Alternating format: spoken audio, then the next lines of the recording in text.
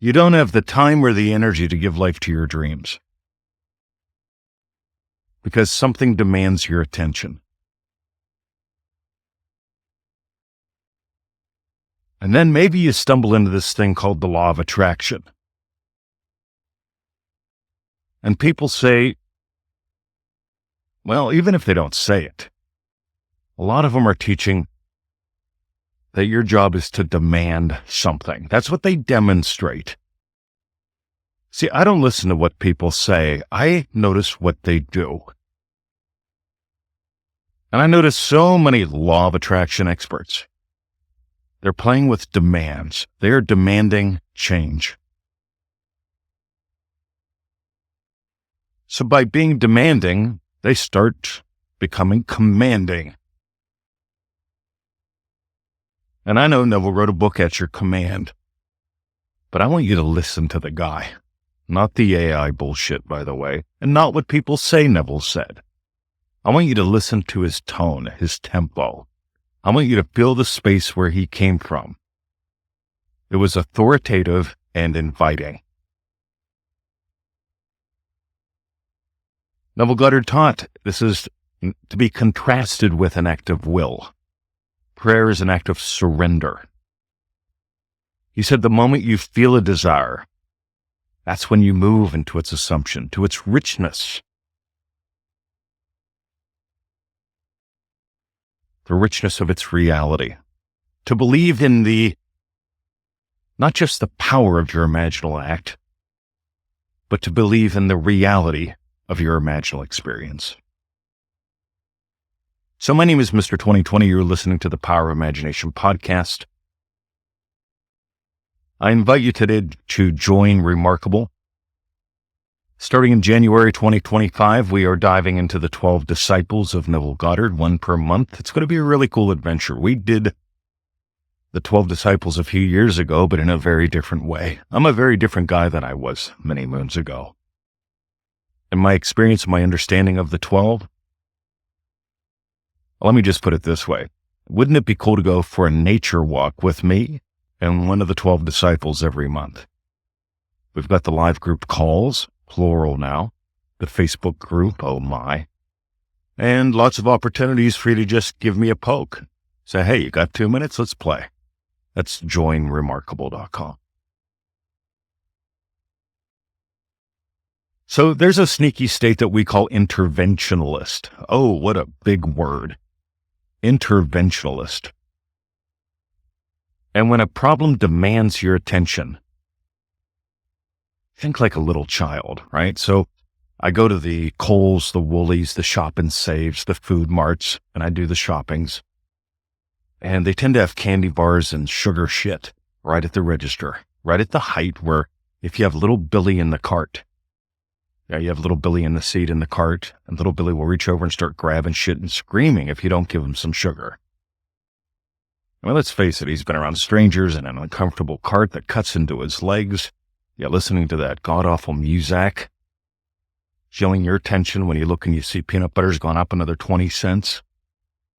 And of course that matters because you haven't doubled your income and worked half the time like we invite you to. And so here's what happens. There's a problem. It demands your attention and mommy's no longer friendly. To the cashier, to the nice guy behind her, that'll be me. Mommy's no longer friendly because something has demanded mommy's attention. It's called Billy. And Billy's bitching.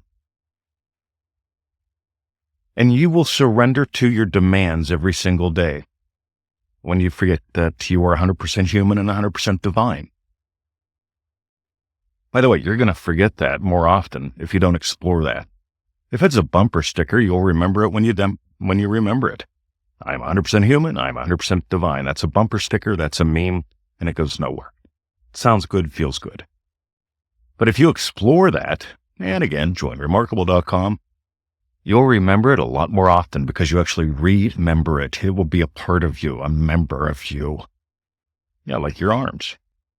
But I seem to digress. Think about it. If you dismember someone, you're cutting off their limbs. If you remember something in a way that's functional, it becomes a part of your body, your beingness. But I digress. So this morning, Facebook is foobar. First, I can't get on Messenger at all. That's the first thing I check. Is there anybody reaching out for anything that I can contribute to? By the way, you get where this could be going? It could be going into demands, problems that demand my attention. 99% of the time, it's for people asking for 2-minute chats from Remarkable or Dream-Driven Day. And I love that. I usually say I need a little time. Make some coffee, listen to the birds, do some writing. But let's play in about an hour. So I wake up and I'm looking forward to a dance on Messenger. And what happens is Messenger ain't working right. That's a problem. And that's a problem that could lead to potential problems. Because then I go, alrighty, let me bump into the Remarkable group and put up a post saying Messenger ain't working right. If you're trying to reach me, that ain't going to work. Draw me an email. And I can't post in the Remarkable group. All right, so Facebook's a little foobar, but I can post in my public group. But I can't post here either. And so after about 4, 5, 6, 7 minutes of that, I break off and start doing some productive stuff. But Facebook demands my attention. There's something I need to fix there, something I need to do there, and I stray back into the demand zone. Because problems demand your attention. Bitching Billy demands your attention. And those are moments that turn into minutes. Because how many minutes till I solve this problem becomes my way of life. And when I finally break away from that, when I say, not now, right? We'll let that be later maybe, but not now. Now is when I imagine it all working great, and now is when I move into the state of prolific writer. So I get up to let a puppy out, and it hits me. My God, Simon Peter the doorman, the first of the 12 disciples. You know, my first job was a doorman. I taught martial arts for a couple years at the local YMCA, had a lot of fun. And along the way, I took up a job. I was the doorman at a club called the Tropics. It was in Whitehall or North Huntington. I think it was Whitehall, Pennsylvania. It was a rockin' place. You never knew what was going to happen. So the job of the doorman was really simple, admittedly the honorable and the dignified. I didn't have that terminology back then, but my job was Simon Peter, the first of the 12 disciples, which we will be exploring for a month. So we're going to dive deep and have a lot of fun and change lives. So my first job was Simon Peter, the doorman. And I had a partner that did a great job because there were always two of us. One worked the door, one worked the floor. In other words, one worked the door, the other one watched the dance floor. Shit got out of hand, they stepped in. We tried to run a clean joint. And we did. Until he quit and the new guy showed up. His name was Paul. And Paul would turn a blind eye. He let in the unhonorable and the undignified. And we went from having incidents maybe once or twice a month to having 2 or 3 a night. In other words, Paul was an interventionalist. He loved intervening. He loved the blood and guts and gore. He loved the spike of energy that came from a crisis. So like what procrastinators do is he created crises. By the way, do you know that's what procrastinators do? They put things off until they can have a shit show. Could you imagine holding it in for 4 or 5 days and then you explode and there's poop all over the place? And that's what a procrastinator does. They hold it in, they hold themselves back. The good thing is we've got something called the procrastination pack at NevilleGoddardStore.com, crash commercial. Because procrastination isn't what you think. Procrastination is a great way to build spikes into your life because you're not living a life where you're surfing waves. But I seem to digress. So it turns out I got to know Paul, and Paul was the oldest. I think there were 11 in his family. His dad ran out when he was 7. And there were 11 in his family. And he was the bouncer. He was the oldest. And that's what he knew. Intervene. All I knew is if I kept the bad guys out, I could have a good time watching the dance floor.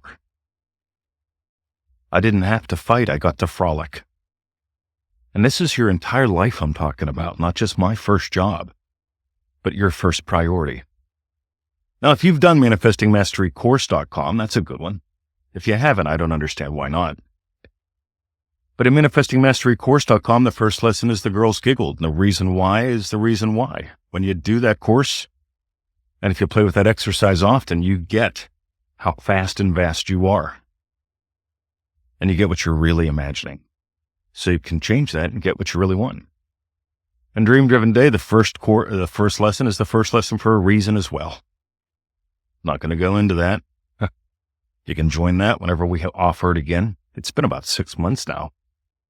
We're gearing up for some very special Dream Driven Day bits too. But right now, here's the deal, gang. Join remarkable.com. If this tiny little episode gave to you 11 minutes, imagine what 30 days of play will do. Imagine what a 2-hour live call can do. Imagine I've got at least 15, 20 pages of goodies written out for you. My gift to you. Deep dives change lives. Bumper stickers are bullshit. And you'll remember a bumper sticker when it feels good to. And it might even help you get out of a shit state. You know, I am 100% divine. I'm 100% human. Mr. 20, admit only the honorable, admit only the dignified. I get it. But my life still sucks. You see, if you step in a puddle, most puddles aren't that deep. From top to bottom, the shallow, it ain't that deep. On the other hand, a deep dive into the deep end, I can tell you, when I got scuba certified, I was living in Florida for a little time, and I got scuba certified. And even 60 feet down, which is what I'm legally allowed to do, it's a completely different world down there. And that's what I'm enjoining you to. I am. I'm enjoining you to this. JoinRemarkable.com. So listen to this one a couple times. Feel free to play on your own. And I invite you to join us. Join in the fun. So let's imagine up something yummy as we go into the silence.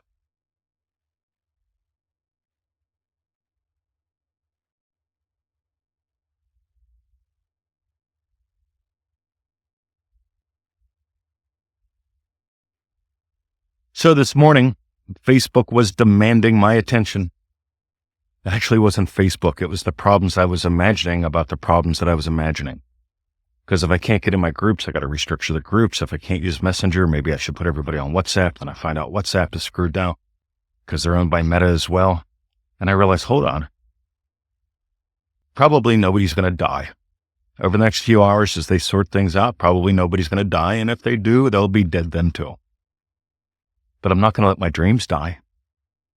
I'm not going to let my dreams die because I'm giving into these make-believe demands. And I know some demands are very real. Our business, very real. The internet, very real. But the bullshit that I make up, it just invites me to just settle for demands every single day. And to become demanding every single day. And I don't know about you, but whenever somebody calls me up and demands something, things get interesting. I have a father-in-law that does that. Father-in-law demands. Father-in-law hasn't reached out to me in 2 years because I don't play the demand game. You want to dance? I'll dance with you anytime. We do that in Remarkable, by the way. There isn't a Remarkable member that I will say no to if they ask for 2 minutes of time. And you'll be shocked what we can explore in 2 minutes on Messenger when it works. And that's a dance to me. And I invite you to dance where you've settled for demands because dancing invites dreams. It invites your dreams to grow, invites them to show up in your life. So that's it. JoinRemarkable.com. See ya.